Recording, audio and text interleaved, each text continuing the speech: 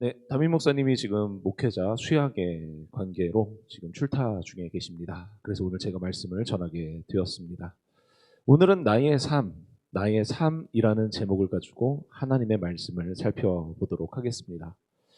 예수님의 탄생을 기점으로 역사도 이제 BC와 AD로 나누어집니다.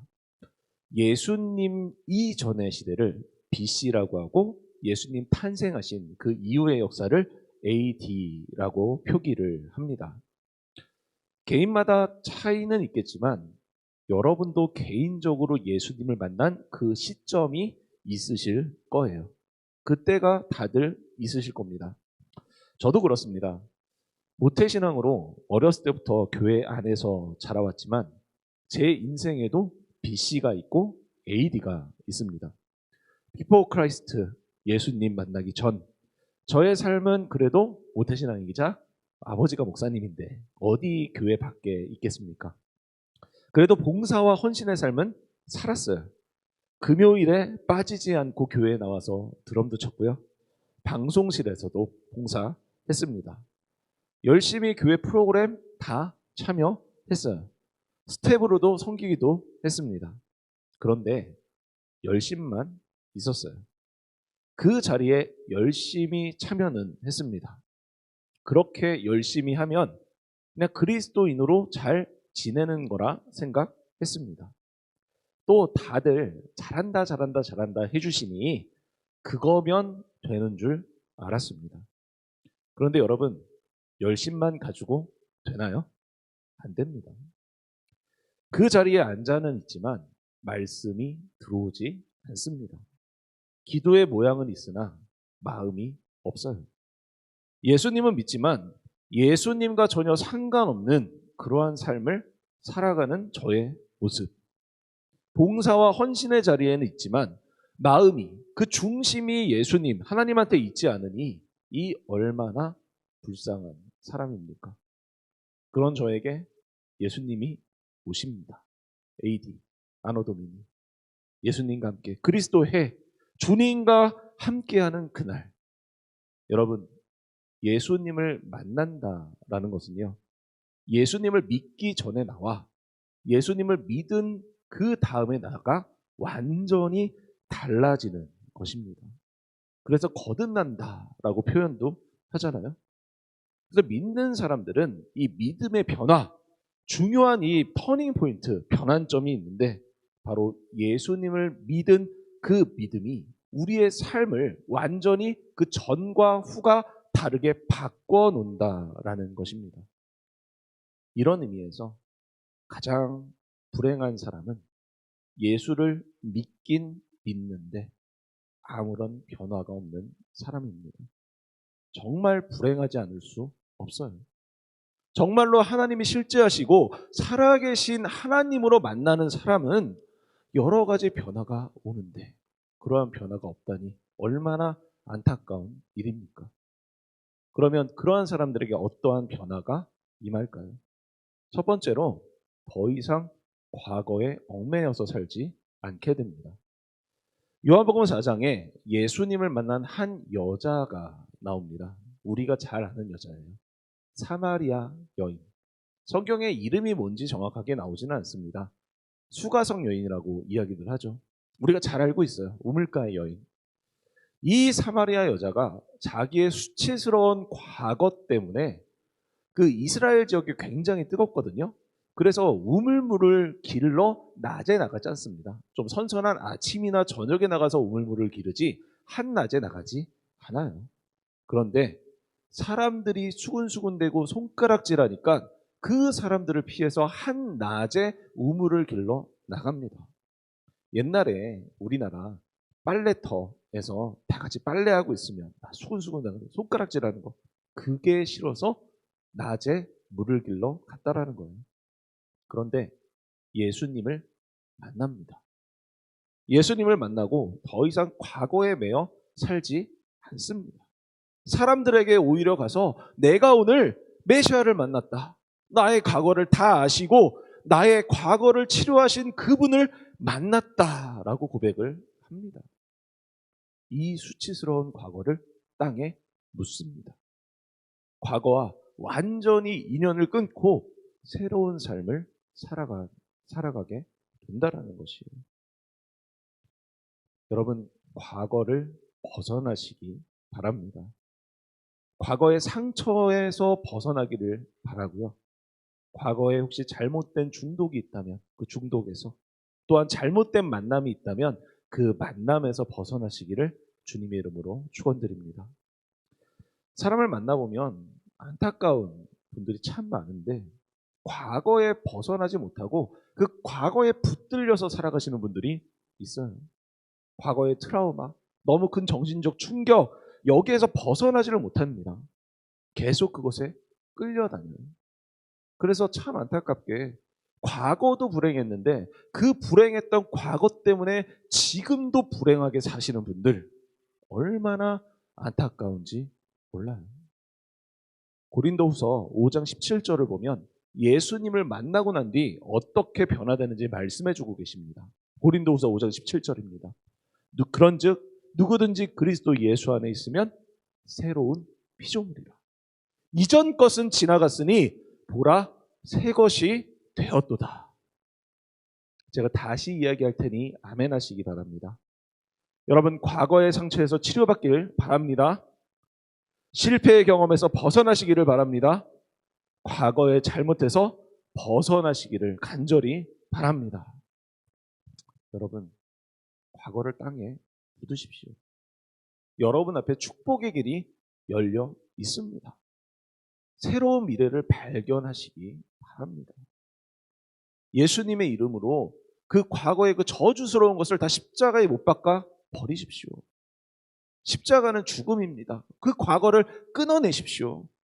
예수님을 만나서 불행했던 그 과거를 잊어버리고 새롭게 태어나는 것, 그러한 삶을 살아내는 것이 바로 신앙 생활입니다. 보통 사람은 과거가 현재를 결정하잖아요. 그게 당연한 이치입니다. 대부분 그렇죠. 그런데요, 예수 믿는 사람들은 그렇지 않습니다. 저를 보세요.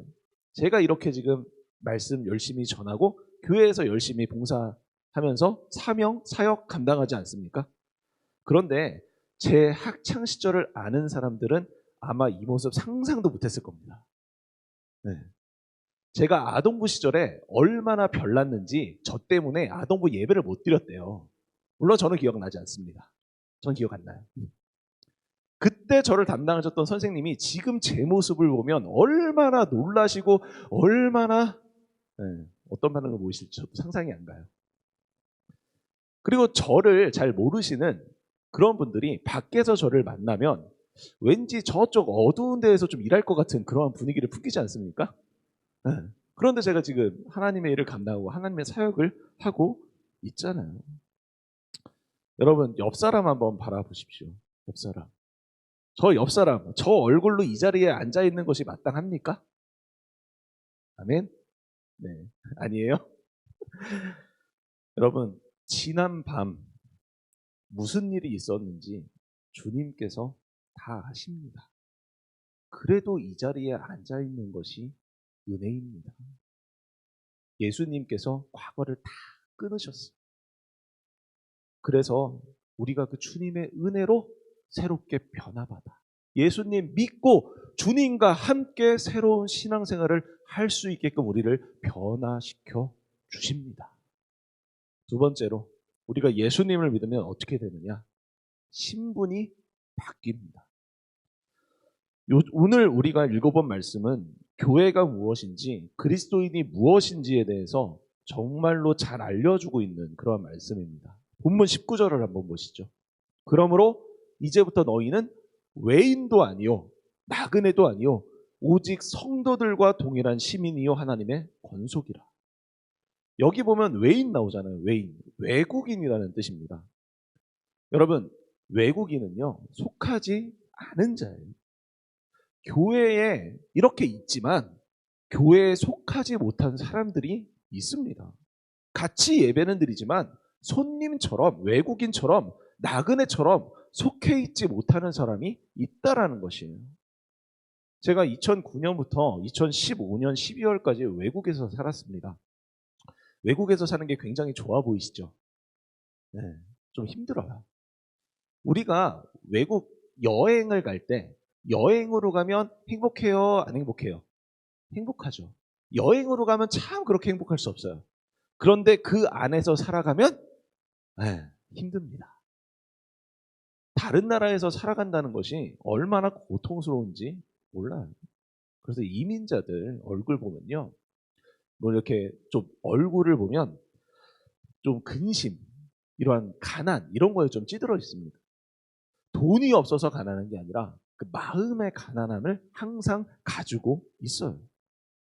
30년을 그 나라에서 살았어도 사람들이 묻습니다. 너 어느 나라 사람이야?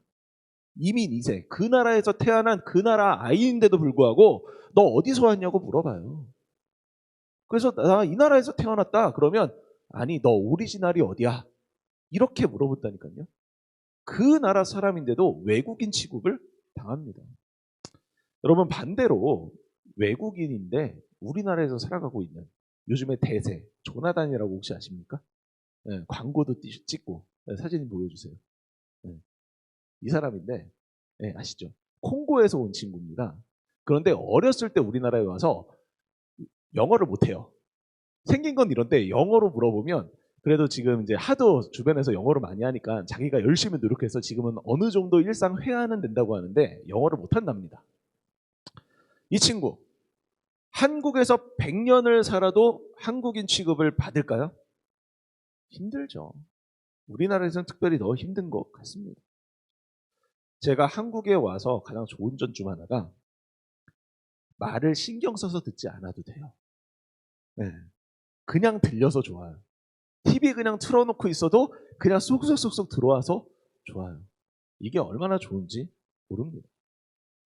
그런데 오늘 본문을 보면 더 이상 외국인이 아니래요. 어떻게요? 신분이 달라졌다는 것입니다. 여러분의 신분이 달라진 거예요. 예수를 믿는다라는 것은요, 내가 성장하고 한 발 한 발 한 발 나아가서 바뀌는 것이 아니라요, 변화되는 것입니다. 성장이 아니에요. 변화입니다. 거듭난다라는 것은 내가 열심히 해가지고 오늘 요거 조금 바꾸고 내일 요거 조금 바꾸고 그것이 아니라 새로운 존재로 변화된다라는 것이에요. 발전이 아닙니다. 물론 인간적으로 발전하고 신앙도 발전하고 신앙도 성숙해야죠. 하지만 근본적인 이 신분은 변화되는 것입니다. 과거의 연장이 아니라, 과거의 발전이 아니라 과거를 끊고 완전히 새로운 존재로 바뀌는 것. 마치 애벌레가 나비가 되기 위해 변태의 과정을 겪는 것처럼. 여러분, 계란이, 달걀이 병아리가 된다는 게 놀랍지 않으세요? 우리 그거 깨보면 안에 어떤 건지 다 알잖아요. 그것이 병아리가 된다는 것이 얼마나 엄청난 일입니까? 그것처럼 우리가 아예 새로운 존재로 바뀐다라는 것입니다. 그 저주스러웠던 비포 크라이스트, 그 과거와 단절하고 과거의 실패와 상처를 다 청산하고 십자가에 못 박힌 그 예수 그리스도를 믿음으로 말미암아 새롭게 변화된 내가 된다라는 것입니다. 그러한 여러분이 되시기를 간절히 바랍니다. 그럼 우리는 누구냐? 19절을 다시 보면 그러므로 이제부터 너희는 외인도 아니요 나그네도 아니요 오직 성도들과 동일한 시민이요 하나님의 권속이라. 여기 시민이 나오죠. 시민. 즉 천국 시민권을 받았다라는 것입니다. 나라마다 다르지만 여러분 영주권이랑 시민권은 달라요. 영주권은 뭐냐면요, 영원히 그 나라에 머물러도 되는 권리입니다. 근데 시민권은 뭐예요? 그 나라의 시민이 되었다라는 것이죠. 호주는 영주권이 그 평생 가는 게 아니라 5년에 한 번씩 갱신을 해야 돼요. 네, 그렇지 않으면 이게 없어집니다. 근데 시민권은 그렇지 않죠. 그 나라의 시민이 된다라는 것은 권리도 받고 혜택도 받게 된다라는 것입니다. 그런 시민권 누가 따요? 성실하면 줍니까? 오래 거주하면 줄까요? 선한 일 하면 줄까요? 착한 일 하면 줄까요? 모범적이라고 시민권 주지 않습니다. 그 나라에서 태어나거나 혹은 그럴 자격이 있는 사람에게 주는 것이 시민권입니다. 우리는 천국 시민권을 가진 자입니다. 오늘 그러지 않기를 바라지만 혹시 하늘로 올라가셔서 주님을 만난다면 다 천국 가시는 분들이에요. 이것은요, 여러분들이 착해서 받은 게 아니고요, 훌륭해서 공부 잘해서 교회에 헌신 많이 해서 교회 오래 다녀서 받는 것이 아닙니다. 단지 하나님의 절대적인 은총으로 하나님이 우리에게 주신 선물입니다. 그리고 또 우리를 누구나 하느냐? 하나님의 권속이라고 합니다. 19절을 영어로 보시면 친숙하시죠? 영어 띄워주세요. 네. 읽어볼까요? 네. 패스하겠습니다. 왜냐? 저도 못 읽어요. 여기 마지막 부분을 보면 권속이라는 것이 이제 영어로 번역이 되면 뭐라고 표시되어 있느냐? 바로 Family of God. Family of God. 하나님의 가족. 가족이라고 표현들을 합니다. 그러니까 예수님을 믿음으로 인해 우리가 어느 가족으로 편입됐다는 거예요? 하나님의 가족으로. 이게 하나님의 권속이래요. 여러분, 우리는 그럼 하나님의 가족이기 전에는 어디의 가족이었을까요? 천상천하 유아독존 혼자 살아가고 있었나요? 우리는 다 마귀의 가족이었습니다. 우리는 다 마귀의 자녀였어요. 다 어둠의 자녀였습니다. 그런데 이제는 그 자리를 벗어나서 뭐가 됐다고요? 하나님의 자녀가 되었다라는 것입니다. 그래서 하나님 나라의 이름이 올라간 거예요. 그래서 우리가 하나님 나라의 시민권을 받은 겁니다. 여러분, 자녀가 같이 살아도요, 호적 등본, 가족 등본 떼봐서 거기에 가족, 아들, 딸로 이름이 올라가 있어야지, 거기에 이름 안 올라가 있으면 나중에 유산 받아요? 못 받아요. 저기 옆집에 아주 착하고 모범생인 아들이 있어요. 일명 엄마 친구 아들, 엄친아. 공부 잘하고 말 잘 듣고 이 세상에 존재하지 않는 그 엄마 친구의 아들. 그런 사람이 옆에 있어요. 근데 우리 아들 바라보면 저건 언제 철드나. 네? 저도 머지않은 것 같아요. 네. 그 아들. 근데 여러분, 유산을 누구 주겠어요? 그 엄마 친구의 아들 주겠어요? 철없는 우리 아들을 주겠어요? 누구한테 유산을 주겠습니까? 당연한 거죠. 왜요? 내 아들이니까. 아들한테 유산을 주지 누구를 줍니까? 여러분, 하나님이 보시기에 아직 좀 철없고 말썽쟁이이지만 유산을 누구에게 주시겠어요? 축복을 누구에게 주시겠어요? 하나님의 자녀에게 주신다라는 겁니다. 하나님은 이제 여러분을 외인이라고 얘기하지 않으십니다. 손님이라고 얘기하지 않으세요. 아들로서, 또 하나님의 나라의 시민권으로서, 또 우리의 가족으로서, 하나님의 자녀로서 여러분을 대하신다라는 것입니다. 여러분은 천국 시민권을 다 가진 분들입니다. 여러분, 한국 비자 다 갖고 계시죠? 여행 갈 때 녹색으로 된 비자 다 내시잖아요. 지금 대한민국 이 여권이죠. 비자는다. 여권. 이 여권을 가지고 몇 개국을 프리패스, 그러니까 특별한 비자 없이, 사유 없이 들어갈 수 있는지 아십니까? 우리나라 여권 파워가요, 제가 오늘 찾아봤는데 2022년 7월 기준으로 192개국을 들어갈 수 있는 세계 2위랍니다. 1위가 193개국을 들어갈 수 있는 한 개국 차이죠. 일본이래요. 일본. 우리나라가 그 정도로 여권 파워가 있답니다. 그래서 외국 나가면요, 대한민국 사람 여권을 그렇게 탐을 낸대요. 왜냐? 프리패스니까. 그 정도로 여권 파워가 세계 2위예요. 그런 정도의 여권 파워를 갖고 있는 것이 우리나라입니다. 그럼 이 대한민국 여권, 이 시민권, 돈으로 환산하면 얼마나 가치가 있을까요? 못돼도 어긋내지 않겠습니까? 그런데 하물며 여러분, 천국 시민권 얼마나 큰 가치가 있을까요? 뭐 상상할 수 없겠죠.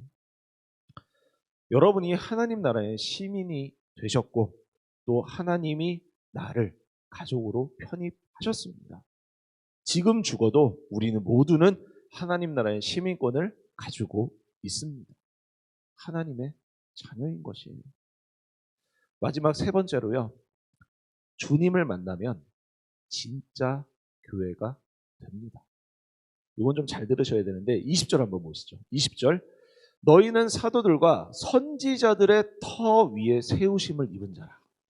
그리스도 예수께서 친히 모퉁이 돌이 되셨느니라. 사도 바울이 그리스도인 한 명 한 명 한 명을 하나의 집으로 설명을 합니다.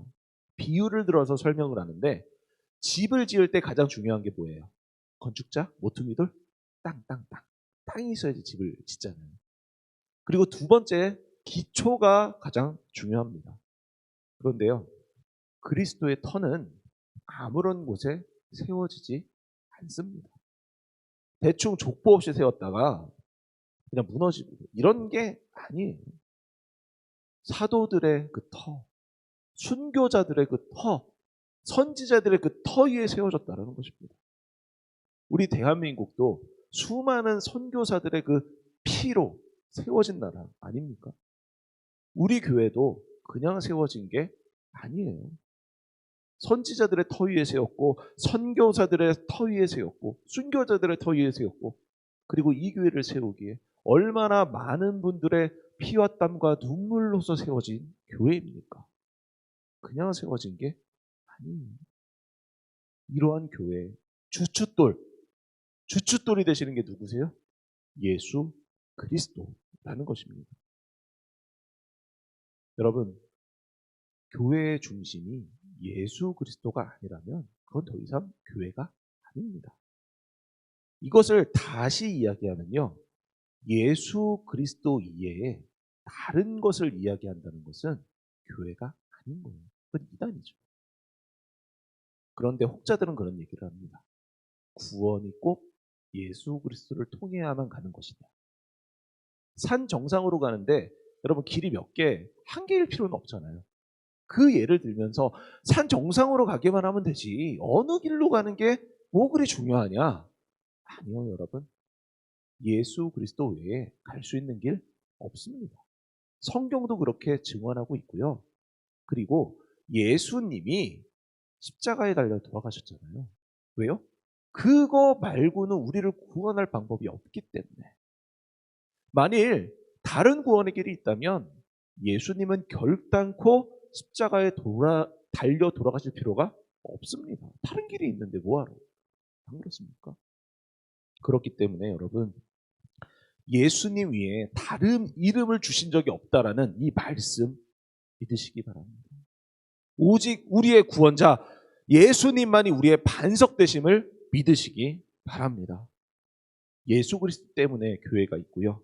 예수 그리스도 때문에 우리가 그리스도 안에서 한 가족, 한 지체가 된 것입니다. 물론 돈 많으면 좋습니다. 건강한 것 좋아요. 그런데 건강도 100세, 90세, 100세. 주님의 일을 하고 싶어도 여러분 나이 많아서 힘들지 않습니까? 네, 저희 장모님이 지금 여성교회 총회장님도 하시고 막 교회 활동 열심히 하시거든요. 올해 연세가 저희 안사람한테 물어봤어요.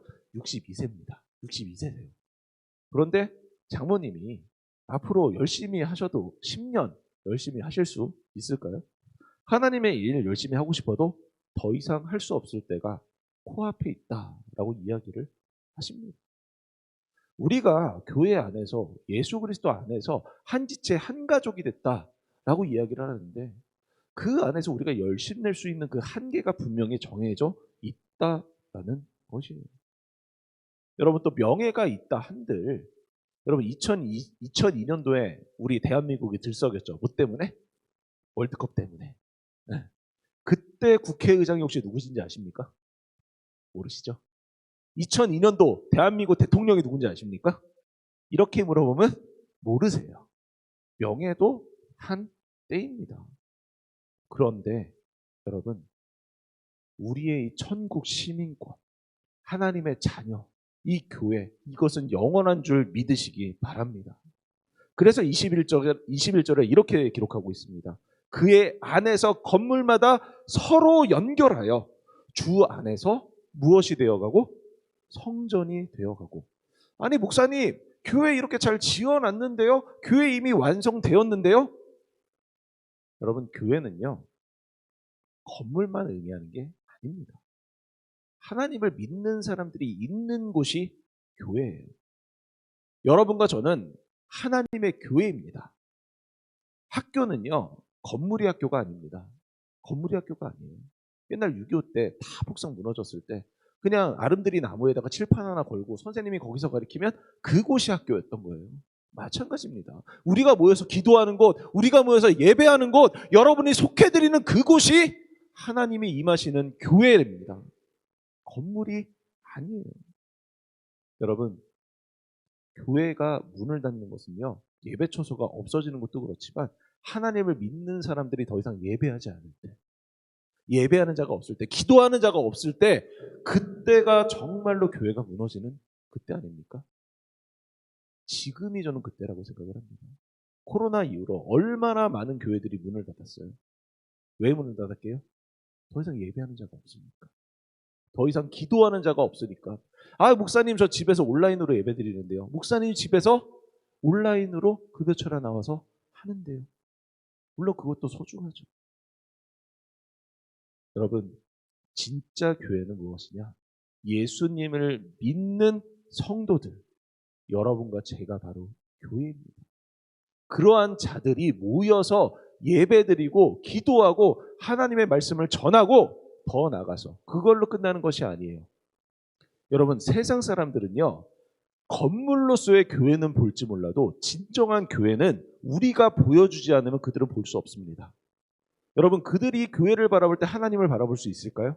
교회를 바라볼 때 살아계신 하나님을 볼 수 있을까요? 교회는 살아계신 하나님을 보여줘야 돼요. 어떻게 해요? 여러분들을 통해서요. 여러분들이 그들에게 교회로서 하나님을 보여줄 수 있어야 합니다. 이런 의미에서요, 세상 사람들은 눈으로 볼 수 있는 교회가 많지가 않아요. 볼 예수님이 없습니다. 우리가 보여주지 않는데 그들이 어떻게 보겠어요? 주일날만 와서 예배를 드리는 게 아니라 주중에 우리가 사는 삶도 교회가 되어야 합니다. 예수님은 우리 보고 교회의 소금이 되라, 교회의 빛이 되라 하지 않으셨어요. 세상의 소금이 되라, 세상의 빛이 되라 말씀하셨습니다. 저와 여러분이 세상을 향해 나아가는 교회가 되어야 합니다. 내가 세상에 살다가 주일이 되고 예배 시간이 되면 또 교회로 모여서 함께 예배를 드립니다. 그리고 이 문 밖을 나가서, 오늘 이 문 밖을 나가서 나갈 때에 혼자 나가는 게 아니에요. 내 안에 살아계시는 주님과 함께 내가 교회가 되어서 세상을 향해 나아가는 겁니다. 내가 세상의 빛이요, 내가 세상의 소금이 되어서 말이죠. 그래서 세상 사람들이 여러분을 통해서 교회를 볼 수 있기를 간절히 바랍니다. 여러분을 통해서 하나님의 살아계심이, 하나님께 영광 돌림이 보이기를 간절히 바랍니다. 그러한 의미에서 여러분, 조금 너그럽게 사십시오. 조금 관용하며 사십시오. 좀 손해 보십시오. 제가 좀 봤는데요, 손해 보면 결국에는 이득 보더라고요. 하나님이 이득 보게 하십니다. 좀 손해 보셔도 괜찮지 않습니까? 우리 옆에 분 보면서 이렇게 한번 이야기해 볼까요? 당신의 얼굴에는 예수님의 얼굴이 보이는군요. 자신 없으세요? 한번 얘기해 보십시오. 당신의 얼굴에는 예수님의 얼굴이 보이는군요. 여러분, 이것이 민망한 것이 아니라 자랑스러워지는 저와 여러분이 되기를 간절히 바랍니다. 22절 보도록 하겠습니다. 너희도 성령 안에서 하나님이 거하실 처소가 되기 위하여 그리스도 안에서 함께 지어져 가느니라. 여러분, 우리는 완성된 존재가 절대 아닙니다. 목사인 저도 감히 완성됐다고 어떻게 얘기할 수 있겠습니까? 저도 얼마나 부족해요. 얼마나 못난 사람입니까? 그런데 하나님을 붙드니까, 하나님을 붙들 수밖에 없으니까 그러니까 하나님만 앞에 내세울 수밖에 없는 겁니다. 그런데 미완성이라는 것은요, 완성을 향해 나아가는 거잖아요. 거기에 비전이 있는 겁니다. 거기에 꿈이 있는 겁니다. 거기에 사명이 있는 겁니다. 진정 늙은 거는요, 변하지 않는 게 늙은 거예요. 꿈을 꾸지 못하는 게 늙은 겁니다. 여러분들 비전 있으시죠? 꿈 있으시죠? 좀 부족해도 괜찮습니다. 그러면 여러분 젊으신 거예요.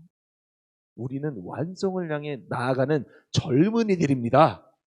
하나님이 보시기에 얼마나 여러분들 이쁘시겠어요? 기쁘시겠어요? 그러니 하나님을 여러분을 더 성숙하게 만들기 위해 여러분들에게 은혜 부어주시고 축복 부어주시고 능력 부어주실 줄 믿으시기 바랍니다. 이제 말씀을 마치도록 하겠습니다. 여러분, 이제 손님이 아닙니다. 외국인이 아니에요. 그리스도 안에서 하나님의 나라의 시민이고 하나님의 가족이 된 줄 믿습니다.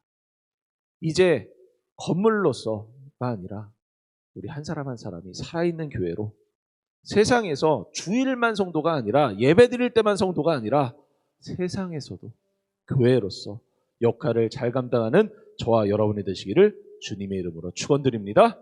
우리 이러한 말씀 붙들고 우리 언제나 내 모습 찬양하도록 하겠습니다. 언제나 내 모습,